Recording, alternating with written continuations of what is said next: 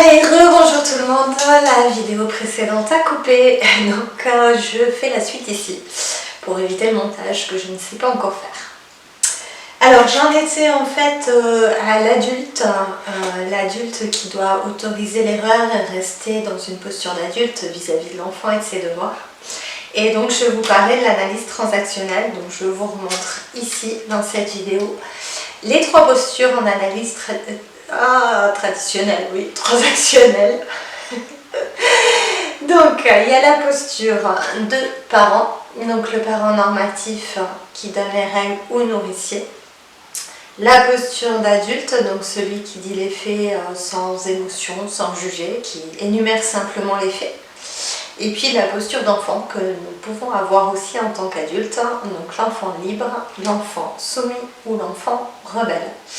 Et justement, j'en étais dans cette posture d'analyse transactionnelle et je vous disais à quel point, dans quelle mesure on pouvait être ou le parent, ou l'adulte, ou l'enfant, et j'en étais à l'enfant.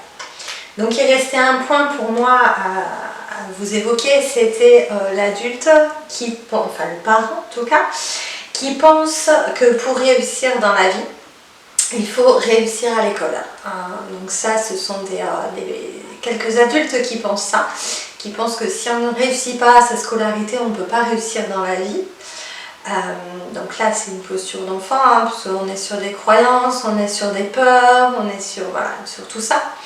Et puis, pour ma part, c'est une vision erronée. On ne peut pas rater sa vie.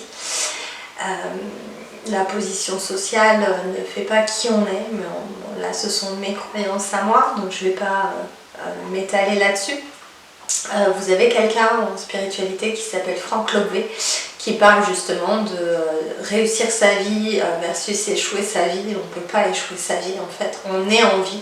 On vit la vie du mieux qu'on peut, on se laisse traverser par les épreuves et par ce qui nous arrive, donc il n'y a pas d'échec en fait, puisque le but de la vie, c'est de la vivre. Voilà. Parenthèse fermée, et puis du coup, parenthèse fermée sur l'analyse transactionnelle. Donc c'est vraiment avoir cette posture-là vis-à-vis de l'enfant. Donc on met un cadre quand on fait les devoirs, on laisse ses peurs de côté, les pensées de l'autre et puis le qu'en dira-t-on, quoi, ça n'a pas à faire là. Voilà. Donc s'autoriser à l'erreur et puis autoriser l'enfant à l'erreur, pour moi c'est quelque chose d'important parce que l'erreur fait partie de la vie, l'échec fait partie de la vie. On risque de me répéter par rapport à la vidéo précédente. Et on apprend mieux en fait quand on se trompe. Un enfant qui réussit son évaluation, il n'aura rien appris de plus, alors que c'est très bien, il a réussi, il a compris, etc. Et l'enfant qui échoue, encore qu'il n'y a pas d'échec là non plus, il aura quand même réussi puisqu'il aura appris quelque chose. Je ne sais plus qui dit je ne perds jamais, soit je gagne, soit j'apprends. C'est peut-être Nelson Mandela. Voilà, c'est très important. Donc, ne pas avoir peur de faire des erreurs, que ce soit les deux, surtout quand on est en devoir. Voilà. Du coup, je vais rebondir, je vais aller sur les notes, puisque c'est quelque chose qui est important aussi. Donc, si je m'adresse à l'enfant, je vais lui dire que les notes ne sont pas si importantes, qu'elles ne sont pas le reflet de qui il est. Et qu'en fait, les notes déjà, elles découlent d'évaluation. Et une évaluation, c'est une photographie à l'instant T des connaissances de l'enfant. Et s'il échoue, s'il a une mauvaise note, ça ne veut pas dire qu'il n'a pas de connaissances, parce qu'il peut très bien être fatigué le jour de l'évaluation, être stressé et perdre tous ses moyens. Il peut très bien avoir eu une mauvaise nouvelle, avoir eu une dispute avec un parent, un camarade, etc. Donc forcément, dans ces cas-là, il ne sera pas dans les bonnes conditions pour réussir son devoir. Donc dans ces cas-là, la bonne note, qu'il n'y a pas de bonne note pour moi, en fait c'est plus compliqué d'avoir une bonne note quand on est dans des conditions qui ne sont pas propices à une évaluation, on n'est pas concentré sur ce qu'on fait. Voilà. Là c'est pareil, j'ai un petit accompagné qui est très exigeant avec lui-même et pour lui une bonne note c'est un 19 et en dessous c'est une mauvaise note. Alors je lui ai dit que forcément 19 c'est l'excellence, que déjà à partir de 15 on peut parler de bonnes notes, et pour lui il n'en démord pas, c'est comme ça, c'est sa vision du monde. Pour lui en dessous de 18-19 c'est mauvais. Donc voilà, c'est des choses à retravailler, on va le retravailler en séance, voir qu'est-ce qu'il y a derrière ça. Et il y a une exigence et une volonté de réussir qui est énorme là dans ce cas. Donc voilà, les notes, cette excellence, cette volonté de réussir, ça ne fait pas qui l'on est quand on est enfant. Et donc pour les parents, parties parents, je dirais que les notes ne veulent rien dire. Elles ne veulent rien dire quant à votre enfant, quant à ses capacités, quant à qui il est. C'est pas parce qu'il est bon en maths ou bon en français, ou ça c'est des étiquettes qu'on a pu mettre. Et puis on se dit, ah bah oui, il est doué à l'école ou il n'est pas doué à l'école. Ça veut rien dire. Et là j'ai l'exemple de ma petite soeur, je lui fais un coucou, qui dans la scolarité traditionnelle avait des notes plutôt en dessous de la moyenne, ou proche de la moyenne. Et une fois qu'elle a trouvé sa voie, qu'elle est partie en vente, là elle a eu 17 de moyenne parce qu'elle était dans son élément, et dans ce qu'elle voulait apprendre et dans ce qui était bon pour elle. Voilà, donc c'est pour ça, ne focalisez pas sur les notes, sur les moyennes de la classe, sur tout ça, parce que tout ça, ça veut rien dire vraiment, et ça... Alors je vais pas dire que ça devrait plus exister, mais quelque part si, c'est ma pensée. Ça fait pas de nous qui on est, et ça ne devrait pas justifier notre valeur aux yeux de l'enseignant. Voilà. Ni aux yeux des parents, d'ailleurs, petit clin d'œil. Alors, autre point que je dirais à l'enfant, apprends à t'organiser, vas-y pas à pas. C'est vrai que quand l'enfant il est devant ses devoirs, il peut se dire oh là là, j'en ai beaucoup. Et moi ce que je fais, c'est que je vais avec l'enfant et je vais lui dire voilà, on regarde tout ça, ok, mais regarde, ça c'est pour lundi prochain, aujourd'hui on est mercredi, ok, donc ça peut attendre. Ça en revanche c'est pour demain, donc on va le faire. Et ça, et en fait je vais lui mettre face à ce qui est prioritaire et qu'il faut faire avant, et ce qui peut attendre, ou ce qui peut être vu et révisé plus tard, où il a le temps en fait. Donc en fait je baisse la montagne, voilà, en échelonnant les choses à faire. Et puis autre chose, je lui laisse le choix, je vais chercher, voilà. C'est-à-dire que si pour demain il a français, maths, histoire, je vais lui dire par quoi tu veux qu'on commence. Ça ne sert à rien d'aller là où il n'a pas envie d'aller. Alors il y a tous les cas de figure dans ces cas-là, où on commence par la matière qu'il aime le moins parce qu'il sait qu'il y aura plus de difficultés, ou parce qu'il l'aime moins justement, où on commence par la matière qu'il préfère. Vraiment c'est l'enfant qui choisit. Et ça, pour moi, la liberté, alors déjà que les devoirs sont vus comme une contrainte, lui laisser la liberté de choisir parmi ce qu'il a à faire, par quoi il commence, je trouve que c'est une clé. Voilà, en tout cas, moi j'ai vu des beaux soulagements quand on laisse le choix. Donc voilà, donc côté parents, c'est apprenez à votre enfant à s'organiser, à faire progressivement. Donc, je vous ai dit l'exemple de la montagne, de faire les matières qui étaient plus urgentes. Il y a aussi quelque chose que je pense, c'est que l'enfant, il n'écoute pas ce qu'on lui dit. Lui, il apprend à partir de ce que l'on fait. Donc si nous, on n'est pas organisé, si on n'arrive pas à planifier les choses, si on en met un peu partout, si on est désordonné, ben, l'enfant il va avoir du mal. C'est pas une critique, c'est pas un jugement, mais forcément il va avoir plus de mal. Donc tout s'apprend à n'importe quel âge. Apprenez-vous à vous organiser pour apprendre à votre enfant à s'organiser lui-même et à gagner en autonomie, puisque le but c'est vraiment qu'il puisse être autonome, faire ses devoirs seul. Et il est évident qu'on ne va pas demander à un tout petit de faire ses devoirs tout seul. Voilà. Autre point que je dirais à l'enfant, c'est si tu n'y arrives pas, dis-le aux parents, dis-le à l'enseignant. Parce que tu as le droit de ne pas y arriver. Tu es là en devoir. Ce n'est pas quelque chose qui est obligatoire, ce n'est pas quelque chose que tu dois réussir à tout prix, c'est vraiment t'exercer. Et c'est là où en tant que parent, je dis dire à son enfant s'il ne comprend oui, bon, ça c'est un autre point. En tant que parent, là ce qui va être important, c'est de rappeler à chaque fois les notions C'est un entraînement, c'est demandé par l'enseignant, on y va doucement, c'est vraiment mettre de la douceur dans tout ça. S'il n'y arrive pas, s'il n'arrive pas à faire ses devoirs. Et puis lui dire, voilà, c'est pas grave, tu pourras le dire à l'enseignant. Parce que là où je veux en venir, c'est sur la posture du parent. Dire à son enfant si on ne comprend pas et si on ne sait pas. Parce qu'il y a beaucoup de parents qui ont peur en fait de dire qu'ils ne savent pas. Pour moi c'est ok, on ne peut pas tout savoir, et heureusement. Il y a des choses sur lesquelles on peut faire des erreurs aussi parce qu'on reste humain. Et moi j'ai cet exemple-là de mes enfants que j'accompagne en devoir, et puis quand ils me disent « Ah maman, c'était pas ça qu'elle a demandé la maîtresse, tu t'es trompée !» Et là moi je trouve ça génial, d'abord parce que ça montre à l'enfant qu'on ne sait pas tout. Et puis ça nous ramène à nous dans notre humilité, dans bah oui, j'ai le droit à l'erreur aussi. Les méthodes d'enseignement ont changé, les méthodes, oui, ne serait-ce que je pense à la soustraction, là, le cassage, tout ça, nous on ne l'avait pas. Donc il n'y a pas les mêmes façons d'apprendre, et puis parfois on peut ne pas avoir compris, tout simplement. Donc c'est pas je suis un super parent, je sais tout. Là c'est la vision, parfois on veut nous en tant que parents que notre enfant ait une vision idéalisée de nous quelque part. Et quand il est petit, il l'a, hein. D'ailleurs en psychologie on le sait. C'est sortir du super papa à la super maman qui sait tout. Bah non, je ne sais pas tout.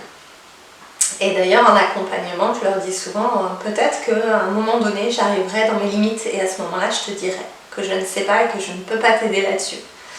C'est parce que c'est super important. Moi j'aime beaucoup les matières littéraires. Si j'ai un terminal en maths sup qui arrive, je vais lui dire non, je suis désolée, je ne peux pas. Parce que j'ai à cœur de retranscrire, de simplifier les choses. Je ne veux pas pouvoir simplifier quelque chose si je ne le connais pas, si je ne le maîtrise pas, si pour moi c'est compliqué. Voilà. Mais j'ai aucun mal à dire que les matières scientifiques sont plus complexes pour moi. Et j'aide jusqu'à mes limites. J'ai aucun mal à dire là c'est ma limite, je ne peux plus. Donc c'est ce que je vous invite à faire aussi avec vos enfants, et puis pas que pour les devoirs, hein, dans la vie de tous les jours. C'est dire, ben là, tu vois, j'en peux plus. Donc on arrête, on fait autre chose, tu vas voir autrement, mais là je peux pas, ou je suis dans la limite de mes compétences, ou je ne comprends pas, ou je ne sais pas quelle est la réponse, voilà. De toute façon, faire les devoirs à la place de nos enfants, ça les aide pas. Donc quelque part, si on n'arrive pas à expliquer, à aider, bah, vaut mieux arrêter là. Voilà. Et dire je ne sais pas, pour moi, c'est très très important. Voilà. Et j'en viens au dernier point, donc pour l'enfant, qu'il apprenne à demander de l'aide et à dire stop. Ça, c'est quelque chose qui est fondamental, et en dehors des devoirs d'ailleurs, dans la vie de tous les jours. Savoir demander, donc l'enfant il est poussé à l'autonomie, on est d'accord. Donc quand il ne sait pas, qu'il ne peut pas faire seul, le but c'est qu'il puisse demander de l'aide. Voilà, après il y a des manières de demander, on est bien d'accord, mais aujourd'hui on a des exemples où on ne s'autorise pas à demander de l'aide. J'en suis, désolée pour les chiens comme dans mon quartier, j'en suis arrivée là en fait, j'en suis arrivée à un burn-out parce que j'étais, je peux tout faire toute seule, je vais y arriver, il n'y a pas de problème, et je ne savais pas demander d'aide. Le jour où j'ai demandé de l'aide, où j'ai commencé à demander, ça a été un exercice très complexe au départ. Ma vie s'est transformée parce qu'il ne s'agit pas de demander pour tout de l'aide. Il s'agit au bon moment, quand vraiment je ne peux pas, de dire hey, est-ce que tu peux m'aider s'il te plaît. Et donc ça c'est très important, donc, que ce soit adulte ou enfant. Là je l'ai pris côté enfant, qui parfois ont peur de déranger l'adulte dans ce qu'il fait, qui ont peur de demander de l'aide. Et en fait, c'est une clé qu'on va leur donner de savoir demander de l'aide dès l'enfance. Une autre clé, c'est dire stop. Donc je demande de l'aide et je dis stop. C'est-à-dire que quand j'ai atteint ma limite, que ce soit enfant ou adulte, c'est j'en peux plus. Ok papa, maman, on a fait les devoirs là, pendant une demi-heure, j'ai fait le maximum et puis là j'en ai vraiment marre, je suis fatiguée, je veux passer à autre chose, quoi. Donc ça c'est important aussi pour moi que l'enfant apprenne à reconnaître ses limites au-delà des devoirs. Là je vous fais par rapport aux devoirs, mais c'est quelque chose qui, il y a des choses qui peuvent se transposer à la vie quotidienne. Voilà. Du côté des parents, on va terminer avec les devoirs. Pardon, je vais boire un petit peu d'eau.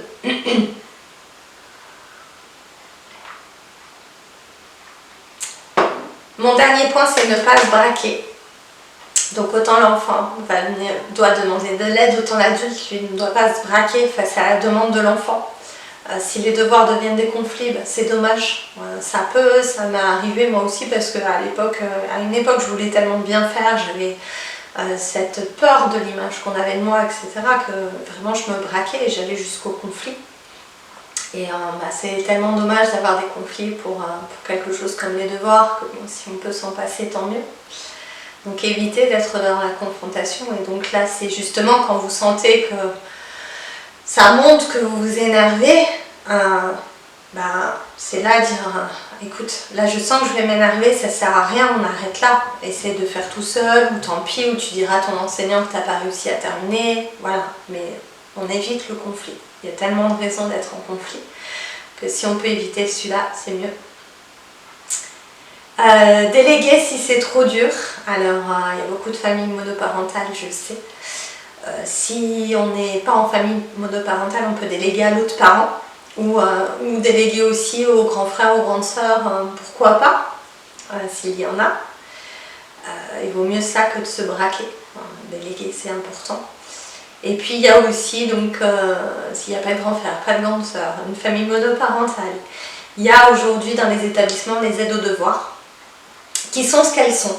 Le personnel qui fait ça a ses limites aussi. Parfois c'est dans des contextes non propices à l'apprentissage. C'est comme ça, en tout cas ça a le mérite d'exister. Moi j'ai vu quand je récupérais les enfants au Claé, des fois il y en avait qui étaient dans un coin en train de faire les devoirs, et je disais mais c'est dans le bruit, c'est avec le monde, c'est avec les autres activités, voir la musique, il n'y a pas de salle à côté, non, on fait ça, bon, ils font ce qu'ils peuvent. Même si c'est pas l'idéal, au moins les devoirs sont faits et ça vous permet à la maison d'être libéré de cette tâche, je vais presque dire corvée, parce que pour certains c'est vraiment une corvée. Et c'est dommage que ce soit une corvée, on en a assez dans la vie de tous les jours pour s'en rajouter. Donc ça peut être ça, demander de l'aide, ça peut être délégué donc, aux services d'aide aux devoirs qui sont dans les établissements. Ça peut être aussi entre eux, dire voilà, tu te mets avec, alors s'ils ont l'âge bien sûr, s'ils sont au collège ou au lycée, d'ailleurs au lycée ils le font spontanément, tu te mets avec un copain et puis vous allez faire les devoirs ensemble et vous allez vous entraider. En plus ça lui apprend l'entraide, donc c'est très bien. Et puis la dernière aide c'est faire appel à quelqu'un d'extérieur, comme moi quand j'interviens. D'ailleurs, petite parenthèse en tant que parent, c'est beaucoup plus facile d'aider des enfants à l'extérieur que d'aider mes propres enfants. Donc tout ce que je vous ai partagé là, c'est du vécu. C'est des choses vraiment que j'ai expérimentées, où je suis allée parfois dans des... pas jusqu'à dans des colères, mais dans des braquages, dans des pensées, dans des croyances. Et là, j'essaie justement de vous donner les clés pour éviter de tomber là. Et puis, n'oubliez pas qu'être parent, c'est se réinventer. Ça, c'est une clé. Se réinventer en permanence. Voilà, donc demander à l'extérieur. Et puis ce qui me venait, c'est aussi, vous avez des parents qui sont parfois au foyer et puis vous pouvez très bien dire écoute, est-ce que toi tu peux m'aider parce que moi j'y arrive pas avec mon enfant, est-ce que tu peux faire l'aide aux devoirs, et puis moi dans ces cas-là, avec ton enfant je ferai autre chose, ou je te libère d'activités, ou je te fais les courses, voilà, faire des échanges, parce que moi je pense que l'entraide c'est la clé pour demain. Et pourquoi pas justement faire de l'entraide entre voisins, entre amis, sur des points qui sont plus délicats pour nous. Voilà, je pense que c'est important. Je pense avoir fait le tour de chaque point. Je vous rappelle que vous pouvez avoir la carte mentale pour rappel si vous avez l'envie. Je vous l'enverrai par mail. Tout sera dans la barre d'informations sous la vidéo. J'avais envie de revenir un petit peu sur l'analyse transactionnelle, sur des exemples un petit peu de ce qu'on peut dire à nos enfants. Les scénarios de vie, on appelle ça l'analyse transactionnelle. Et donc un exemple, par exemple, si on dit « dépêche-toi » à l'enfant. On l'a tous fait le matin dans le speed, il faut aller travailler, il y a un train à prendre, un bus, je ne sais quoi. Donc on a tous dit un jour « dépêche-toi » à notre enfant. Le message contraignant, c'est d'aller toujours plus vite et que tout doit être fait immédiatement. Donc ça, ce sont les messages de type dépêche-toi qu'il y a derrière en fait. La croyance qui va se cacher, ça va être on ne fait bien que si on va vite. Ça, c'est celle qui va s'ancrer. L'enfant qui entend en permanence dépêche-toi. Il n'y a pas de jugement, encore une fois, on ne peut pas savoir à l'avance. Une fois qu'on se rend compte de certains mécanismes, on peut les corriger. Voilà, il ne s'agit pas de se flageller en se disant, de se juger en disant oh là là, j'ai dit ça, j'ai fait ça. Non. La bienveillance, c'est être bienveillant aussi avec soi et c'est de savoir se dire ok, j'ai fait des erreurs, mais il n'est jamais trop tard pour bien faire et je vais essayer de faire mieux. Voilà. L'expression, ça va être allez, allez, faut y aller. Alors on y va, on commence. Bouge-toi, tu traînes. Tout ça, c'est des expressions qui sont cachées derrière dépêche-toi. Le message est le même. Donc le message permissif qu'on va pouvoir dire en fait pour corriger, c'est tu as le droit de prendre ton temps. Voilà. Autant j'ai dit dépêche-toi avant, autant maintenant je dis tu as le droit de prendre ton temps. Il y a une phrase qui me vient aussi lors de la formation PNL. Le coach disait souvent prenez tout le temps qu'il vous faut dans les 5 minutes qui viennent. Et j'aime beaucoup cette phrase parce qu'elle a beaucoup d'humour.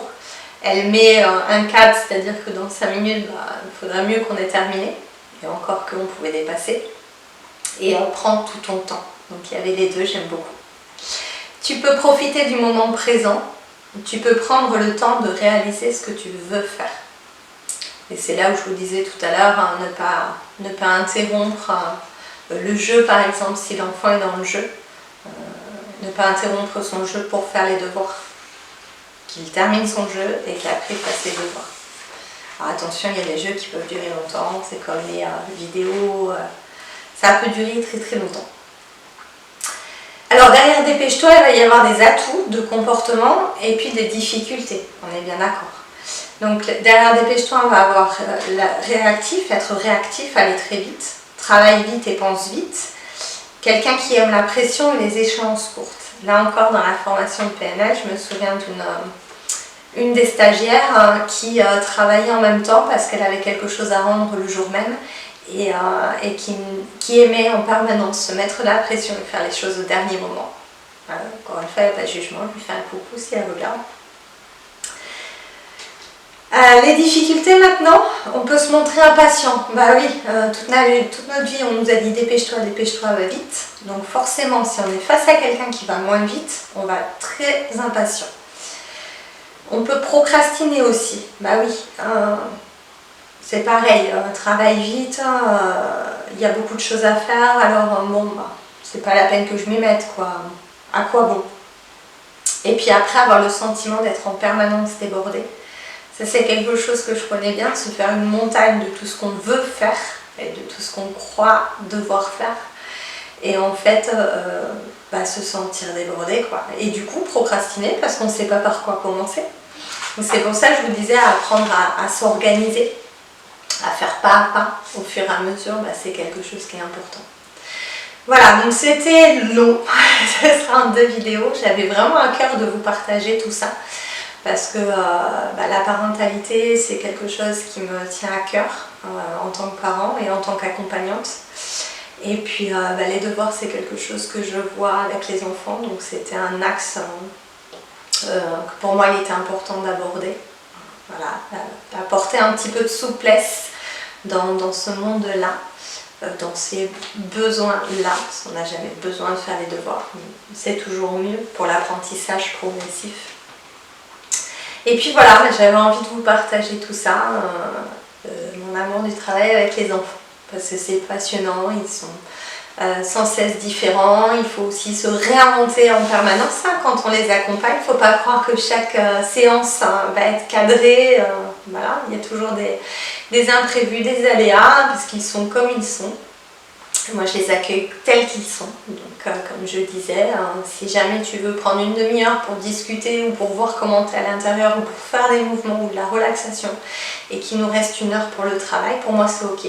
Et même si tu devais passer 1h30 à râler, à tourner, à pas savoir, à être dans des émotions, on va accueillir ça et on va passer 1h30 à ça. L'accompagnement c'est ça aussi, c'est accompagner l'enfant là où il en est dans ce qu'il traverse. Voilà, mais écoutez, je vous mets tout en barre d'informations. N'hésitez pas si vous avez des questions à me les poser. Et puis je vous dis à tout bientôt. Ciao, ciao.